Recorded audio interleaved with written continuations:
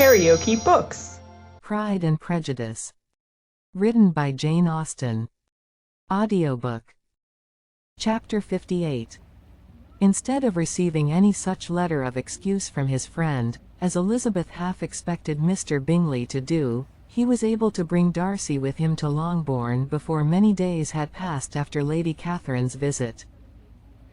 The gentleman arrived early, and, before Mrs. Bennet had time to tell him of their having seen his aunt, of which her daughter sat in momentary dread, Bingley, who wanted to be alone with Jane, proposed their all walking out.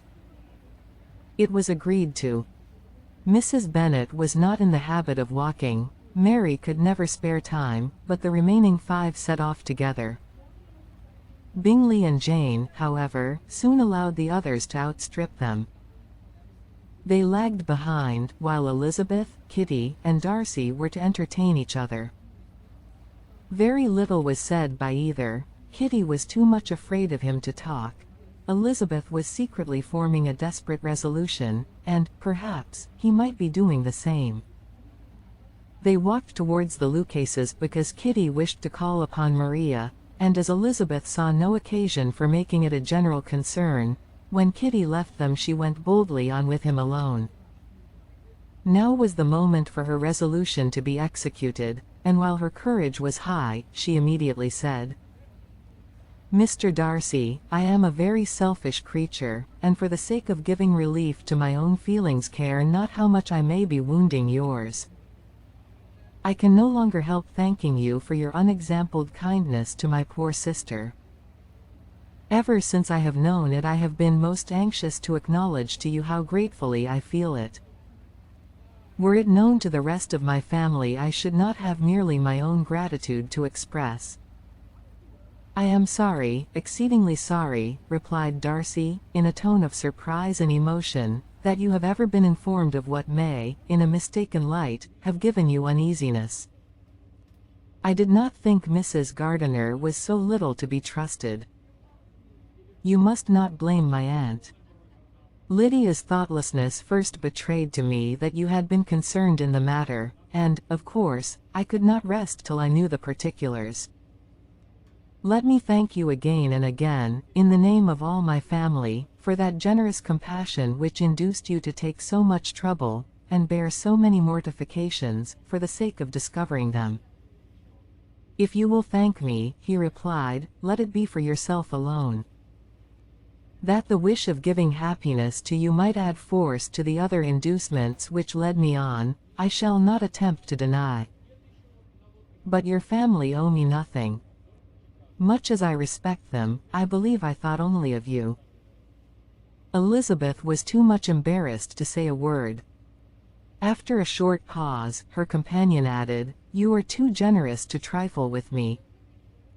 If your feelings are still what they were last April, tell me so at once.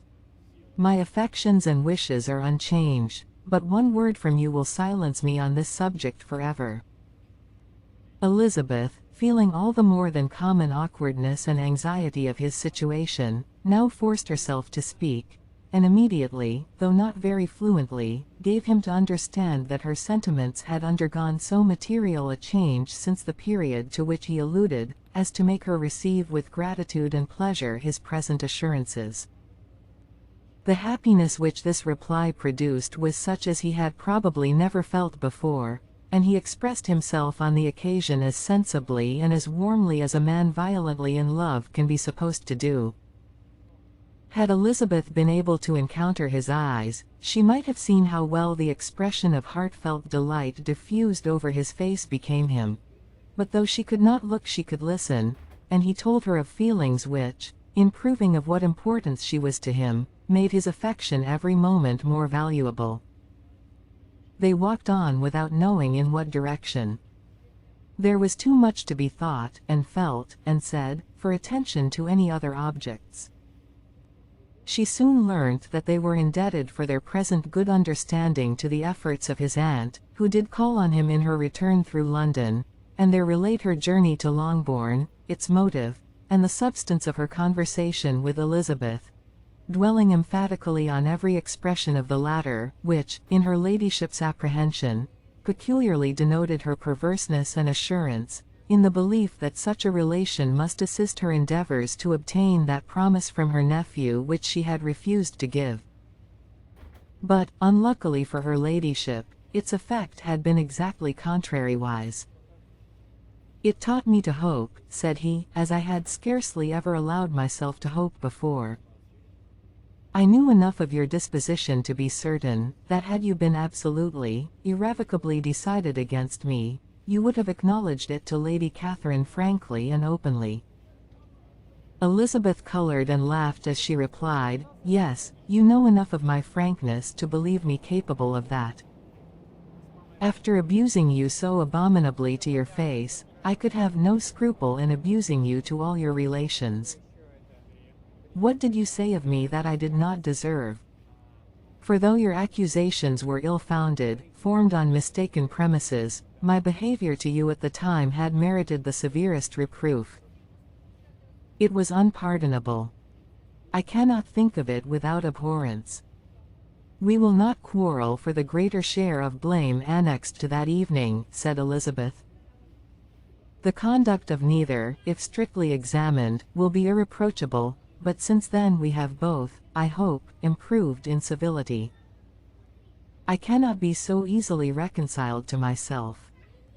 The recollection of what I then said, of my conduct, my manners, my expressions during the whole of it, is now, and has been many months, inexpressibly painful to me.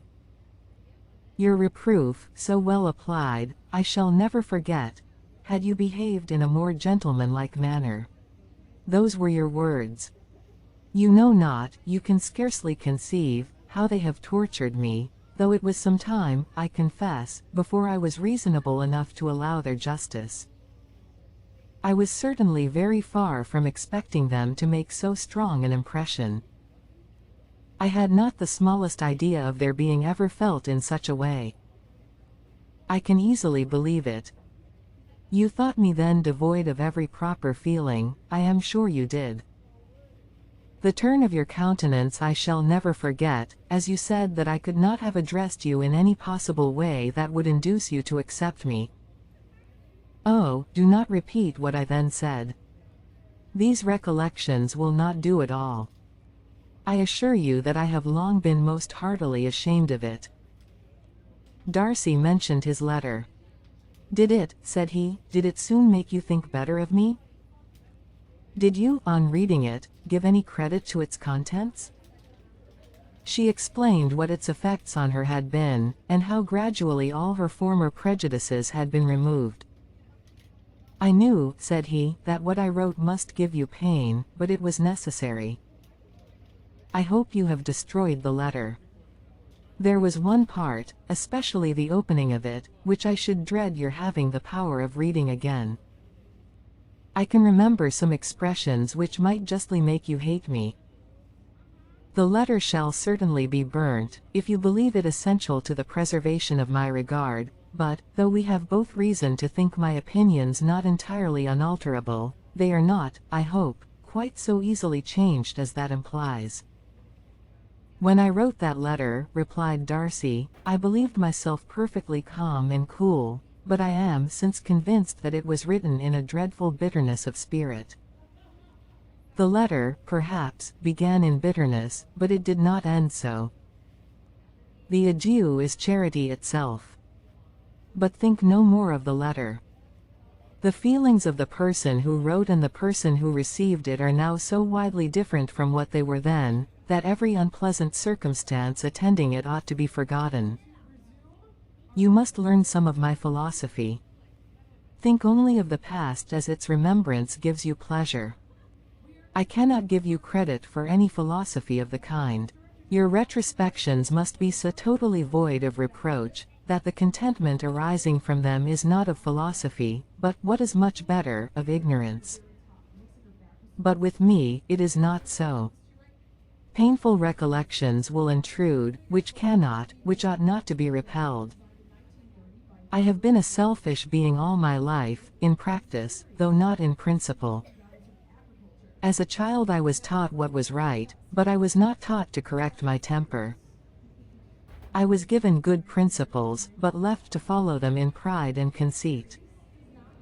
Unfortunately, an only son, for many years an only child, I was spoiled by my parents, who, though good themselves, my father particularly, all that was benevolent and amiable, allowed, encouraged, almost taught me to be selfish and overbearing, to care for none beyond my own family circle, to think meanly of all the rest of the world, to wish at least to think meanly of their sense and worth compared with my own.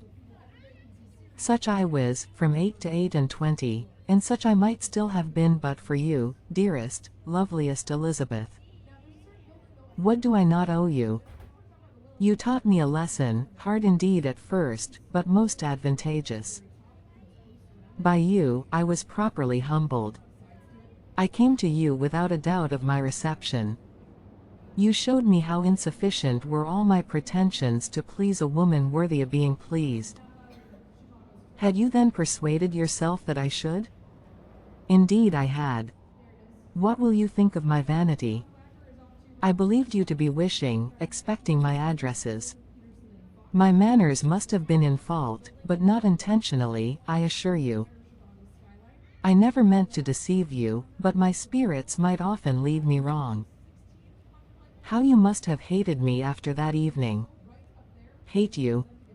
I was angry, perhaps, at first, but my anger soon began to take a proper direction. I am almost afraid of asking what you thought of me when we met at Pemberley. You blamed me for coming? No, indeed, I felt nothing but surprise. Your surprise could not be greater than mine in being noticed by you. My conscience told me that I deserved no extraordinary politeness, and I confess that I did not expect to receive more than my due. My object then, replied Darcy, was to show you, by every civility in my power, that I was not so mean as to resent the past, and I hoped to obtain your forgiveness, to lessen your ill opinion, by letting you see that your reproofs had been attended to. How soon any other wishes introduced themselves, I can hardly tell, but I believe in about half an hour after I had seen you. He then told her of Georgiana's delight in her acquaintance, and of her disappointment at its sudden interruption, which naturally leading to the cause of that interruption, she soon learnt that his resolution of following her from Derbyshire in quest of her sister had been formed before he quitted the inn, and that his gravity and thoughtfulness there had arisen from no other struggles than what such a purpose must comprehend. She expressed her gratitude again, but it was too painful a subject to each to be dwelt on farther. After walking several miles in a leisurely manner, and too busy to know anything about it, they found at last, on examining their watches, that it was time to be at home. What could have become of Mr. Bingley and Jane, was a wonder which introduced the discussion of their affairs. Darcy was delighted with their engagement. His friend had given him the earliest information of it. "I must ask whether you were surprised?" said Elizabeth. "Not at all. When I went away, I felt that it would soon happen. That is to say, you had given your permission. I guessed as much." And though he exclaimed at the term, she found that it had been pretty much the case. "On the evening before my going to London," said he, "I made a confession to him, which I believe I ought to have made long ago. I told him of all that had occurred to make my former interference in his affairs absurd and impertinent. His surprise was great. He had never had the slightest suspicion. I told him, moreover, that I believed myself mistaken in supposing, as I had done, that your sister was indifferent to him, and as I could easily perceive that his attachment to her was unabated, I felt no doubt of their happiness together." Elizabeth could not help smiling at his easy manner of directing his friend. "Did you speak from your own observation," said she, "when you told him that my sister loved him, or merely from my information last spring?" "From the former. I had narrowly observed her, during the 2 visits which I had lately made her here, and I was convinced of her affection." "And your assurance of it, I suppose, carried immediate conviction to him?" "It did. Bingley is most unaffectedly modest. His diffidence had prevented his depending on his own judgment in so anxious a case, but his reliance on mine made everything easy. I was obliged to confess one thing, which for a time, and not unjustly, offended him. I could not allow myself to conceal that your sister had been in town 3 months last winter, that I had known it, and purposely kept it from him. He was angry. But his anger, I am persuaded, lasted no longer than he remained in any doubt of your sister's sentiments. He has heartily forgiven me now. Elizabeth longed to observe that Mr. Bingley had been a most delightful friend, so easily guided that his worth was invaluable, but she checked herself. She remembered that he had yet to learn to be laughed at, and it was rather too early to begin. In anticipating the happiness of Bingley, which of course was to be inferior only to his own, he continued the conversation till they reached the house. In the hall they parted. If you liked what you heard, please subscribe to the channel.